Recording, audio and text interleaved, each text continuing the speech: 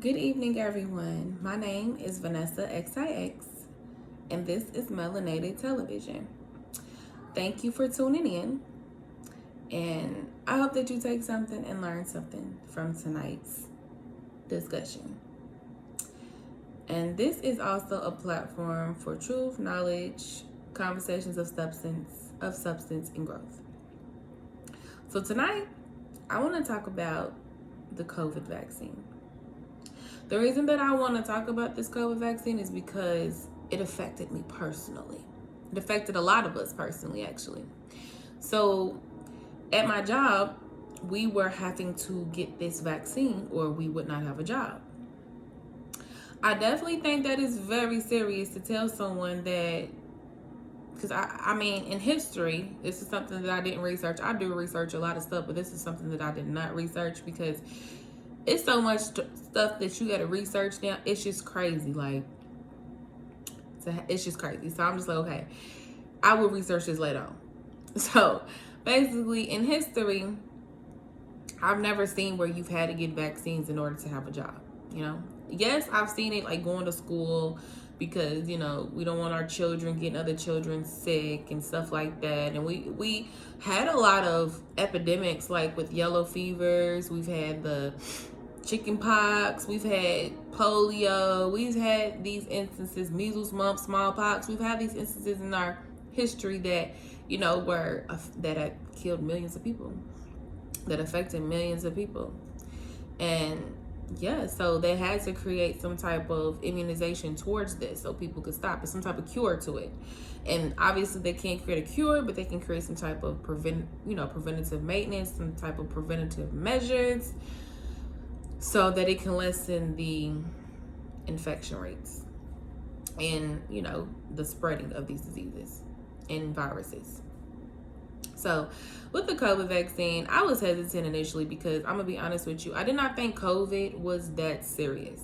Because when I think of disease, I think about like the HIV epidemic when people were dying and like busting out with lesions all over their bodies and people just dying within days. And it's like, what is going on? Like, these were horrific. People's eyes turning yellow. People just truly like morphosizing into just a disease. Or I think about like the Black Plague or the plagues that killed over 200 million people. I think about the yellow fever that was having people drop like flies. I think about like severe things. And with COVID, it's like another flu. It is a form of a flu to me. It just kind of, it's those symptoms. It's just a cold flu. It's a virus that affects your respiratory system. And honestly, I can say that I had to talk to medical professionals to get more of an understanding because I did not take this virus as serious. I did not. I did not take it that serious because, like I said, I just didn't, like, everyone that I knew who was affected by COVID survived. And these were people who had cancer. These were people who were older. These were people who had compromised immune systems. They were okay. And honestly, I caught COVID. I did, and I was okay. I can say the only thing that I did that did affect me was I lost my sense of smell and taste. I could not taste or smell for like 2 months. So that was something I'm like, okay, maybe. But at the end of the day, I've had the flu, I've had pneumonia, I've had bronchitis, like I've had illnesses and I've recovered. So it's just like, this is just another illness, you recover from it. So, and I also saw that like when I looked up the statistics, I think 1% or less than 1% of people who caught COVID last year died from it.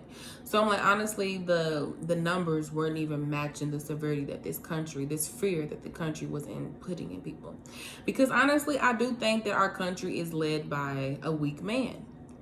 I don't want to talk about him because honestly, I do feel sorry. I do feel bad for people when you see they're losing. I do feel bad for the underdogs. And I definitely think Biden is an underdog. And he definitely needs a lot of help. So I'm not a Trump supporter by any means, but Trump was the president at a point in time. And I remember when the COVID came out, the way that he informed the public was not the best way, but he did not instill fear. He ended up catching it, and he tried to act like he was invincible, you know, immortal. Like, I caught it, I'm okay. You know, he's 70 something years old. So he basically was trying to instill confidence and not instill fear in people, such as the Biden administration. So there has been so much politicizing towards this vaccine that it's crazy. This caused division over a vaccine, whether you want to get it or not. I was actually just watching the show You with Joe Goldberg, you know, the stalker. I was just watching that show, and there was an episode where their son, Henry, aka Little 40, had caught measles, and Joe thought it was from him. He thought it was through him because he had a terrible mother. She was neglectful, and he didn't remember if he had even got the vaccine. He said he didn't, but he had such a neglectful mother that certain stuff like that, those type of mothers, are just not going to attend to. They're not responsible. They're not nurturing. They're not caring. So yes, so their son ended up getting it. To come to find out that it was actually a neighbor, a family friend, not, you know, blood, but it was just a guy that they knew whose children had it. He never vaccinated his children because he felt like their natural immune systems would, you know, you catch it. That's basically what a vaccine is. They're putting this virus in your body so your body can build an immunity to it. So basically, if you catch the virus, your body is going to, what they say, your RNA, your DNA, it recognizes this virus or this foreign, whatever it is in your body, and it creates its own defense mechanism towards it. Like, it recognizes it, so next time this virus or anything tries to come into your body, it already has this memory of how to defend itself. How to protect you and you know, your health from this virus or disease. So yes, so within that episode, they came to find out it was her neighbor, and this girl Love, that's Joe's wife in this season, the third season. She ended up hitting dude in the head. Like, we thought she killed him, you know what I'm saying, but she didn't. But it has got so serious. And I'm like, it don't get that serious. It does not get that serious. You can't knock somebody for not trusting in everything like you may do. Like, people, I think that people who got this vaccine so readily without any hesitation are sheep. They're people who will follow and do what they're told. They are slaves, basically. They listen to master. They don't think outside the box. They don't think for themselves. They are governed by the white man and not their creator. Basically, they're governed by a white man who doesn't know how to govern himself, who doesn't know how to tell the truth, who doesn't know how to do any, I mean, I'm not gonna say he don't know how to do anything, but I don't think he's the best leader, not at all. So they're listening to people who are lacking spiritually, who are lacking intellectually, who are lacking ethically, and we'll get to that point in a second, and who are just lacking in character. You know what I'm saying? All of these politicians are just representatives. They're just a face. But behind that, they're terrible people. A lot of them are. They're terrible people. So y'all listen to people. So y'all, basically, you're easily deceived. So yes, that vaccine was propagated into this show. So yes, I think there's been a lot of politicizing towards it. You cannot, if you don't want to get vaccinated, and I've been, like I said, I've been vaccinated. Many of us have, because we've had to in order to go to public schools and daycare. So I didn't get the COVID vaccine. I've been vaccinated in other ways. And I used to be an avid vaccine person. But because this happened so fast, that's what caused my skepticism. And because I thought that COVID was just not that serious. I just look at it as a cycle of life and death. People live, people die. And no, I would not want anybody close to me dying. Not at all. Not from anything. Not from COVID. No. So that would be tragedy for that to happen. So I can't downplay it in that way because it has caused deaths, but I do know that life and death is just the cycle of life, unfortunately. So yes, if we can prevent death, if we can prevent mortalities, then yes, I understand. That's why people get it. I understand why they would get this vaccine. but they have to understand what they're putting in their body. They have to understand that this was the fastest vaccine that has ever been made in history. This is the second vaccine that was made. The quickest was measles. It took 2 years to make measles. Other than that, majority of the vaccines that I researched, it took minimum 10 years. So we can talk about a couple of them. So the chickenpox vaccine was actually created in Japan. That took 20 years to develop. The hepatitis vaccine took 4 years to develop, but it wasn't FDA approved until 12 years. So it took 12 years for it to be FDA approved, 4 years for it to be developed. So the flu vaccine took 15 years to develop, to create. The polio vaccine, it took almost 20 years to successfully develop, because the polio vaccine was actually recalled many of times because there were times where they were injecting this vaccine into children and people, and it was actually infecting them. Instead of creating a defense mechanism, they were infecting people, more and more people with polio. So they've had to recall it a couple of times because it was not successful. So it took them 20 years to successfully develop the polio vaccine. The smallpox vaccine, when I researched it, it didn't really tell me how long it took to develop it, but it was developed in 1796. 1796. The yellow fever vaccine took 19 years to develop. So yes, most vaccines take time because they have to test it. They have to see the long-term effects. But this was so rushed and it wasn't FDA approved. So yes, that did cause a lot of skepticism within me. And honestly, the FDA approval something really don't mean nothing, because they approve us to eat McDonald's. They approve for us to eat processed food. They approve for us to eat food that barely is food. So their approval really isn't too validated, but yes, they take measures to make sure that whatever we put in our body is safe.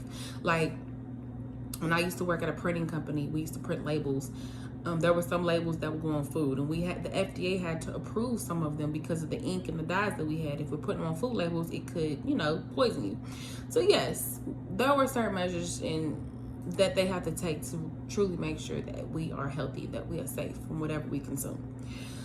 So, that was just the whole thing with me. That's what started this burning desire to just get it out. Like, this is wrong to tell somebody that they have to get a vaccine or they're not going to be able to feed their children. You're basically telling me that it's like raping someone. That's just the same analogy as to me, because you're telling me to put something in my body that I don't want in my body, that I did not approve or say that can go in my body. You're trying to force that on me. So basically, there was this mandate that was enforced at the beginning of November that all government contracted jobs, employers, have to make sure that their employees, if 100 or more employees, will have to get vaccinated by January the 4th. So yes, I was tripping. I was flipping out. Some of my coworkers, some of my family members, friends, yes, we were all like in an uproar. And so as I started reading more into it, I did see that there were a lot of lawsuits that were filed against that. Because to me, that is a breach of human rights. That is just a breach of someone's rights, of a human, of their decision of if this is what they want, if it's what they don't want. So that was a form of control to me. Like, I don't understand why people couldn't see that. Even if you got the vaccine, I don't know how you couldn't see the unethical tactic in forcing people to do something just because they don't want to listen to you, or because you have low approval ratings, and because people really don't care about, they don't care about your presidency. There's been a lot of people who have started to withdraw from this control of the government, telling them what they should learn, what they should do, what they should put in their bodies, what they should think, tell them they should vote, tell them this is who you should vote for, that's who you should vote for, basically making decisions for people. There are some people who just make their own decisions. So I don't know how, those who were vaccinated, how that just didn't even raise a flag. Like, that is wrong. If this person doesn't want to get vaccinated, blah, blah, blah. But then, of course, those people have they have their own biases. Well, if you don't get vaccinated, you're going to infect me. You're going to infect other people. So they're going to look down on you. But I could care less, because I don't think that you'll get sick and then you'll be okay. That's just what it is. You have a 98% chance of surviving COVID. Just to let you know, 98% chance of surviving COVID. Just on your body alone, your immune system will fight it for you. And even if you get the vaccine, you still can get COVID. So it's not going to prevent you from getting it. It lessens the chance, but you can still get it, and you'll still be sick. So, it's just a chance of living. You get sick, it's a lot of chances that we take. So yes, that was very alarming and disheartening to me, and that definitely showed me more of just the leadership of the country. So so I had to get this vaccine by the end of last weekend. And I'm like, I don't know if I'm going to say God, but I can't, I don't know if it was an act of God, but I definitely think it was a sigh of relief when the next day I came to work and they said, well, they put a halt on the vaccine mandate. I was like, what? Because I was contemplating if I needed to quit this job or what if I was going to go out here and sell some drugs. Just playing, y'all. Just playing. But I was just like, what is my next move? Because I'm not about to I don't like nobody telling me what to do, especially if I don't feel like it's what's best for me. Especially if it's like I have to have that time to, process if this is what's good for me or whatever. So today, when I got to work, well, actually yesterday when I got to work, a couple days ago, like Monday, it was one of these days that I basically found out that there had been a halt on it. And that's because there had been 10 states that has filed lawsuits. And Kentucky actually was one of the states who had filed lawsuits against this mandate. So today in the news, there had been a judge that had issued an injunction against the vaccine mandate. Judge R. Stan Baker, who's based in Georgia, he had ruled that President Biden probably exceeded his authority, which before that ruling, I already knew he exceeded his authority. I just felt like Biden is just weak and people didn't want to listen to him. So he was forcing people to do something because they didn't want to do it. So he was going to make them do it. And because he's a weak man. Like, dude's scared. Like, I don't like people who live life through fear. Yes, COVID's out here, but I don't feel like men will instill fear in people. They instill courage, confidence, and yes, that you can get sick, but we're going to be okay. We're going to make it through. They're not going to be putting all this propaganda out here to scare people into their own political interests, doing what they want them to do. So an injunction, I had to look up what an injunction is, because sometimes you'll read something and of course you understand the context of what you read. Okay, a judge had put an injunction towards this mandate. So an injunction is a judicial order that restrains a person from beginning or continuing an action threatening or invading the legal right of another. So I thought that was amazing that this judge did that, because obviously I don't have the power. I have my YouTube channel, I have my voice, but I don't have, if I want to take the Supreme Court, but that's a lot of money. I don't have that money. So I'm glad that there are those in this system who agree like this. That was taking it too far, President Biden. That was taking it a little too far. So, invading people's rights, telling them what they should do, telling them who they should vote for. If you're not black, you're not black if you didn't vote for Biden. So I guess I'm not black. I get afro, I get melanated skin, I get the full lips. So I guess I'm not black. A white man gonna tell me I'm not black. And y'all, majority of y'all voted for him. Y'all listen to him. Y'all do what you do.